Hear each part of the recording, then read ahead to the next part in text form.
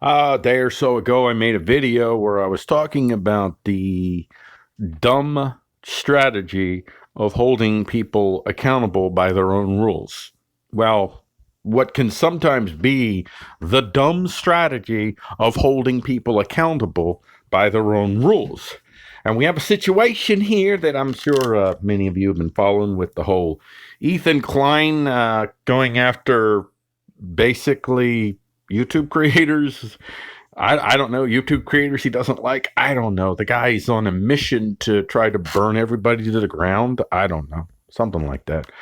But he made a video going after Jeremy Hambling of the Quartering. I like the Quartering. He's all right. I mean, he's a hard worker. He cranks out the content. His content's okay. I mean, I don't know. I'm not a huge Quartering fan, but he's all right, I guess. Nothing horrible about that guy. But apparently Ethan Klein thinks that he's a horrible guy and decided to go after Jeremy and questioning his penis size, and more importantly, Jeremy. And this is what is this? A shot from the point. Tommy C. Does Ethan Klein have a serious mental issue? Not a joke. And he's basically saying, dude, is Ethan Klein is this not funny anymore? Should we just not even respond to this anymore? It's like an Atika thing. And Atika's this guy that killed himself. He had sent out signals that he was suicidal, and a lot of people didn't believe him, and then he ended up doing it. So this guy's like, Tommy C's like, are we going to be enabling or ennobling or whatever another spiral out of control of another YouTube creator thanks to the community? So he's a little bit guarded and wondering what's going on, but he's bringing up this point here where we got the Quartering, or Ethan Klein says, hey, the Quartering, can you timestamp me where I insulted your wife? I will apologize and remove it from the video. That's what Tommy C's highlighting here. But Jeremy responds, he says stuff at the top, I don't care. But the point of my video is where he says, the video is defamatory and I don't know, defamatory and I can't see the other derogatory. You and I both know if you were anyone else, this would be creator on creator has harassment and a strike. Now this is what Tommy C was pointing out when he was talking about Jeremy's response here. He says, and I think he's dead on. He says, yo, Jeremy, you're not helping. You're not helping, Ralph. Stop it. Stop let everybody be held accountable by their own rules so we can call them hypocritical. They're not hypocritical. You're just not playing on the same game that they're playing. You're playing within the rules that they define only for you. Instead of just refusing to play their rules, you're playing by the rules that they define for you. They create these standards, and then you attempt to use these standards against them, even though they're the fucking gatekeepers. They're never going to rule against themselves. All that you will be doing when you do stuff like what Jeremy did here, and Jeremy, it's an honest mistake. Think about what you're doing, dude. Stop supporting their standards. Stop reinforcing their games, their word games. Everything is a word game. And they have certain word games that the nature of the word game, the structure of the word game defines the rules. And their structure is white man, Christian, heterosexual, American, Bill of Rights, individualism. There's a whole list of unorthodox views and existences that you can have. So their starting point is not a due process starting point. It's not an American starting point. An American starting point is due process when we're talking about resolving conflict. Their starting point is a caste system. based upon your political positions and your groups that you belong to. Now, political position overrides all. Like, you could be a white male, but if you were you could be even a white heterosexual male, but if you absolutely rebuke white heterosexual maleness, then you might be okay. Whereas if you are a black transgendered polytheist and you still somehow don't believe, like maybe you're against abortion for whatever reason, that would put you in the evil camp. That would put you automatically, your due process is automatically you're guilty. And their due process for YouTube is, we're going to create these vague controlling rules, and then we're going to selectively enforce them, because the rules were not created, as you know, the rules were not created to create a safe space for all of us. They were created to create a safe space for the coalition, the faction, whatever groups that they imagine they represent. Or that they control. That's more likely. The groups that they control is more likely. They don't really think of being representative so much as, these are the groups that we control so we can play off of that power base.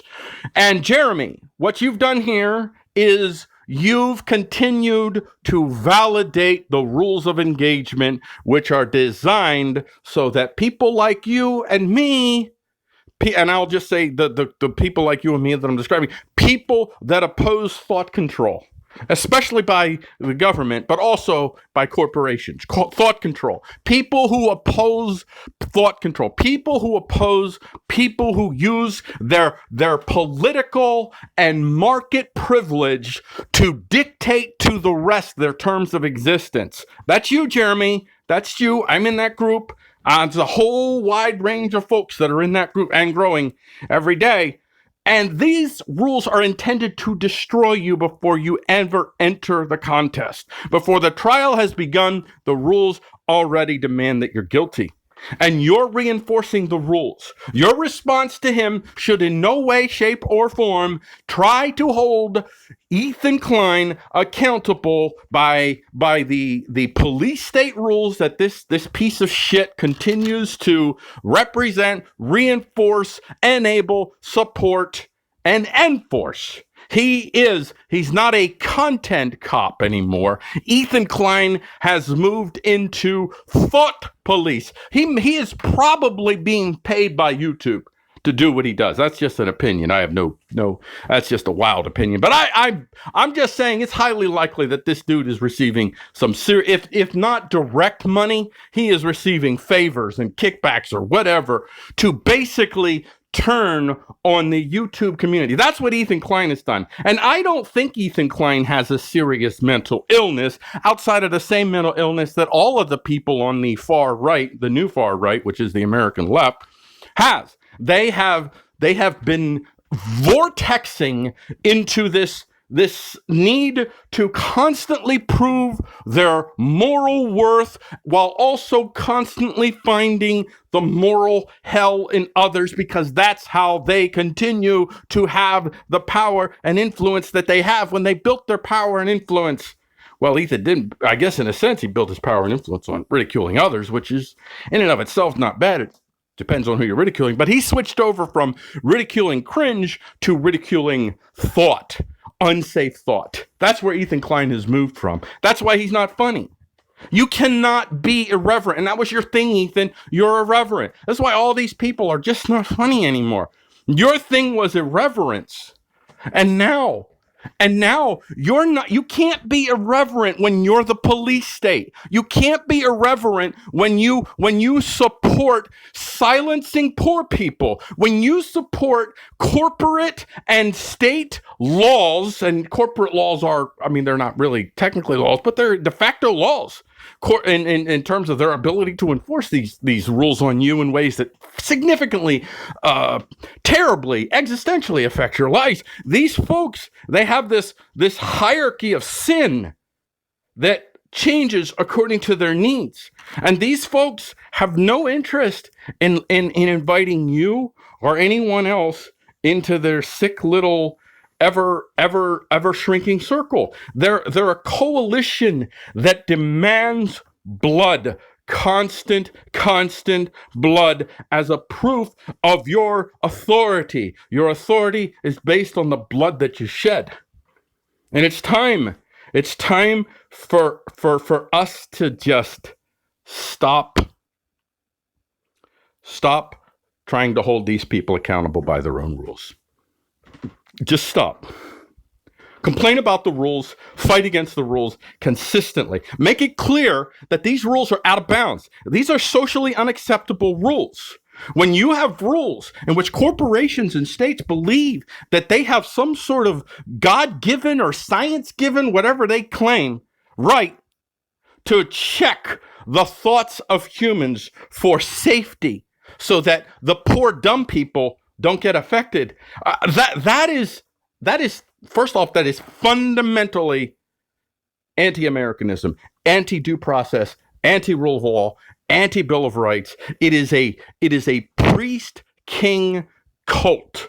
It is a priest-king form of governance in which the rule of law is whoever has the charisma and the blood to get people to say, okay, you are the moral person. You could tell us what is good, and you could tell us who's in violation of what is good, who is not being good.